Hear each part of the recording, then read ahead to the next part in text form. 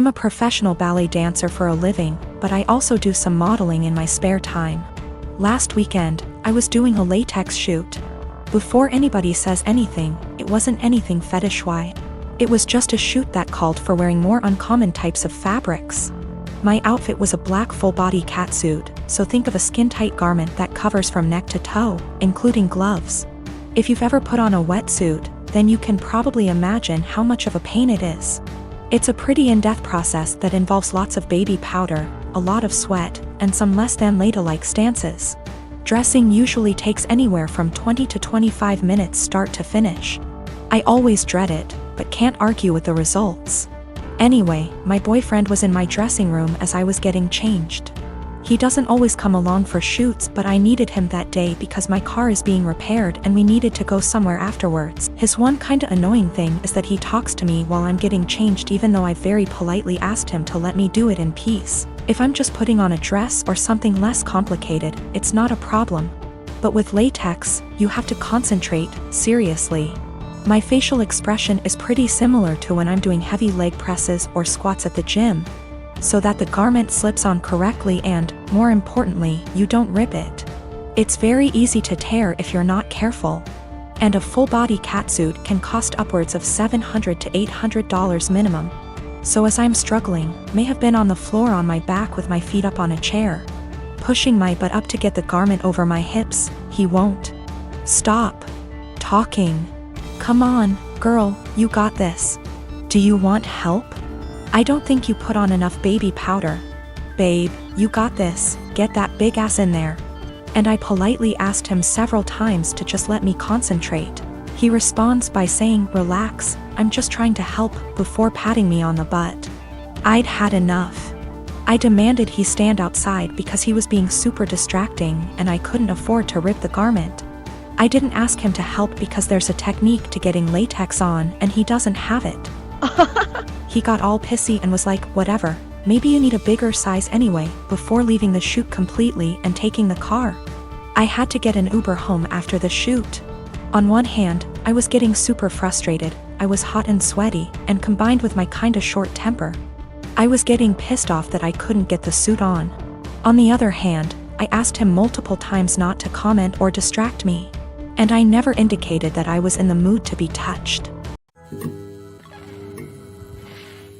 I've been married to my wife for 10 years and we're a mixed-race couple. I'm Asian and she's Caucasian. I've gotten along with her family, MIL, BIL, SIL, but I always felt like her father-in-law and other sister-in-law, Sarah, never liked me. I'm a professionally trained chef with 15+ years of experience and I work at a high-end Chinese restaurant, a spin-off of a popular one in Beijing, in a large US city. My crew and I have won several awards, and I've been explicitly told I'll be the next executive chef. Sarah is also a professionally trained chef and works at a popular upscale French restaurant in the city. She constantly brags about it and, no joke, compares herself out loud to Ramsay and Bourdain. Whenever I'm at my mother-in-law and FIL's house and helping out in the kitchen, Sarah is always criticizing everything I do. Whether it's chopping, braising, marinating, etc., she always butts in with comments like, I think you should actually do X like this. I've been patient for my wife and sidestepping those comments, saying things like, thanks, but I think I'll stick to the way I do it. Things came to a head 2 weeks ago when my wife, FIL, MIL, and I were in her parents' kitchen prepping dinner for my MIL's birthday. We were running a bit behind, so things were heated, which I kind of like because it reminded me of work. And that's when Sarah walked in. She took one look at what I was doing, scoffed, and said something like, oh wow, okay, so that's not the right way of doing things. It hit a nerve and I pretty sternly told her to stop criticizing my cooking and that I'm also a chef like her. She laughed and said making kung pao chicken at some Chinese restaurant doesn't count. The kitchen went silent, father-in-law snorted / chuckled, and my mother-in-law yelled, Sarah, what is wrong with you? I stopped what I was doing, swore at her and called her a racist piece of shit, apologized to my mother-in-law for not being able to stay, and left for home with my wife. Apparently this caused a massive fight after we left, with my MIL / BIL / other sister-in-law taking my side and my FIL / Sarah saying, it was a joke but kind of true and that I was being too sensitive. The extended family somehow got wind of this, and now everyone is arguing and taking sides. With my wife even getting texts from some her cousins apologizing for Sarah's behavior. Despite being on my side, my wife is begging me to apologize so that the fighting will stop, but I refuse to because Sarah and her blatant racism. I'm a chef working at upscale Chinese resto. My sister-in-law is a chef at upscale French resto. She's critical of my cooking skills and has now called it making kung pao chicken at a Chinese restaurant. Family at war, wife begging me to apologize. My wife has also informed me that now Sarah may be in trouble at work and she's blaming me for it. Apparently one of her co-workers heard her rant about what happened and reported it to management.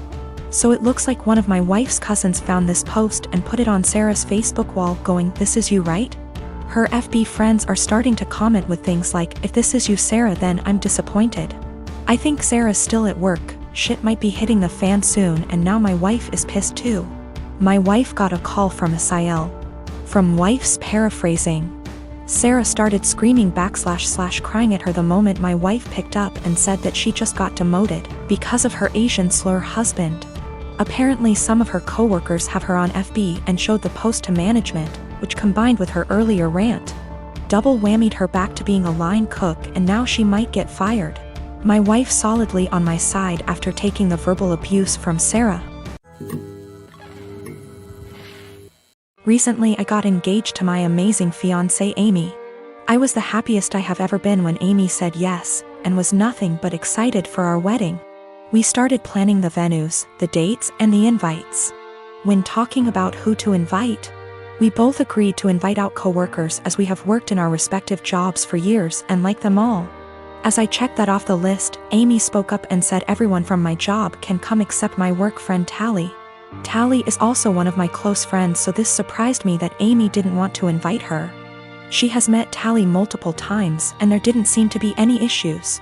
When I asked why, she said she just doesn't like her and finds our friendship uncomfortable, saying she thinks that Tally is the type of person to try to sway taken men and be the center of attention. After talking some more to see where she got this idea, it turned out this was based on nothing but Tally's looks, as even Amy admitted that Tally is always very kind to her. But still, Amy is adamant about Tally not going and said that she makes her insecure. Amy is a beautiful woman, so I don't know why she feels this way. I told Amy that if it makes her feel comfortable not having Tally at the wedding, then that is fine. But before invitations go out, I wanted to speak to her privately to let her know to save embarrassment. Amy agreed, and that was really that. We didn't speak on the matter after. A week or so later I went into work and Tally started to ignore me, only really talking if it was work related. I was confused as it isn't just her, our co-workers have started to ignore her and acting strange to me. So I contacted her BF, only for him to be sarcastic on the phone. I asked what the problem was when he asked if I actually didn't know what happened. He then filled me in. Turned out a few days earlier Amy came to my work on my day off with invitations. I had no idea she even made them yet. And handed everyone an invite in front of Tally, then saying to Tally, "You aren't invited, women like you aren't welcome." Which has sparked everyone suggesting she is my other woman.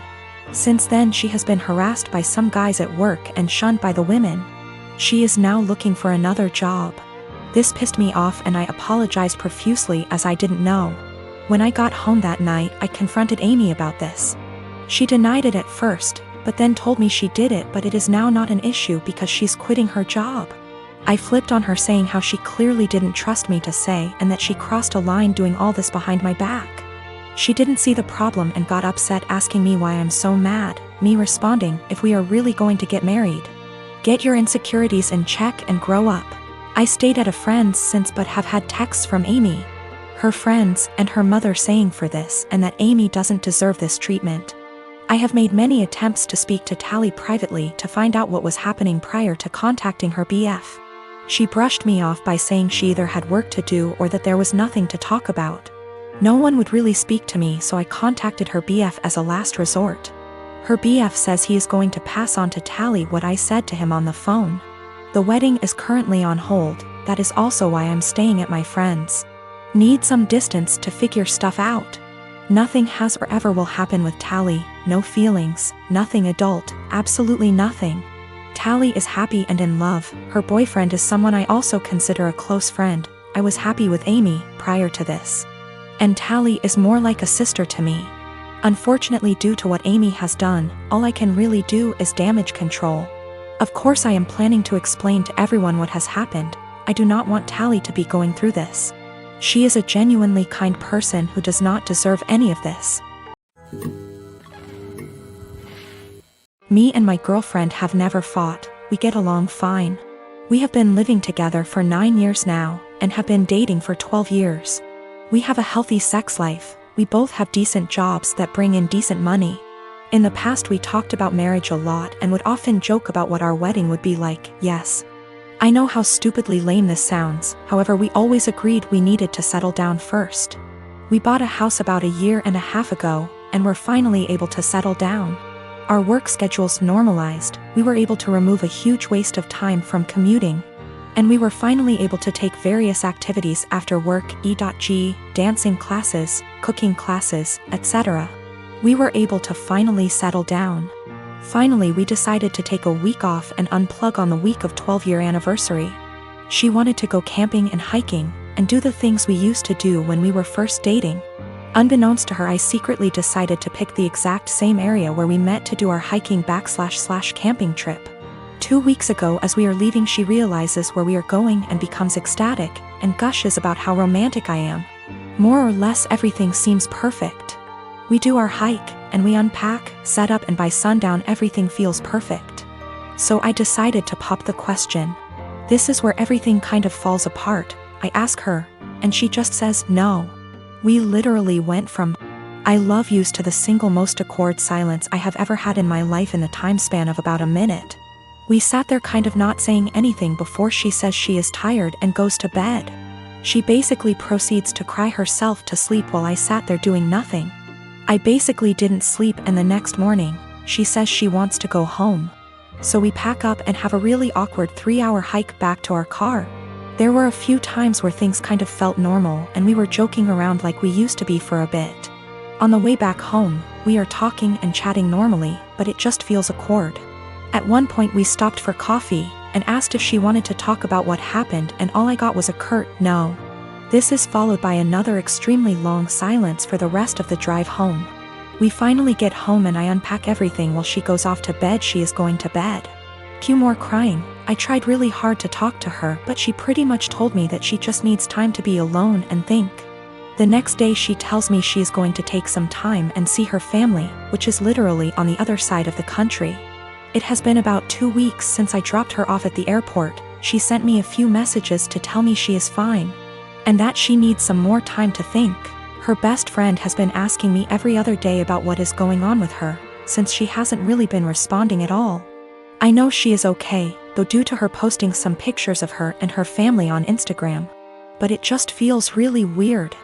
I am an absolute giant mess. I just don't quite understand what is going on. None of my friends have really offered me anything of value.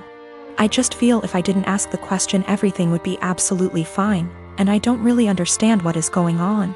I keep wanting to grab her laptop to try and figure out anything.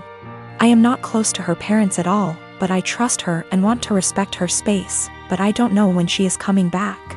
I even sent her a message this morning, and I know she saw the message and received it, but hasn't replied. Also, her work has called me this morning asking about where she is. Apparently she had taken an extra week off last week, but she was supposed to be in yesterday. Now everything feels like it is falling apart and I have no idea what to do. The reason why it took so long for us to get married is we both agreed we wouldn't move to the next step until we finished the following. We both finished school. For her that wasn't until 2 years ago. We both had stable jobs. We had a place where we could agree would be good enough to take stuff to the next step. We both had decent working hours. For a long time she was doing her residency and we more or less worked opposite shifts. We did talk about marriage and kids, and both agreed it would be part of the next step after we got settled.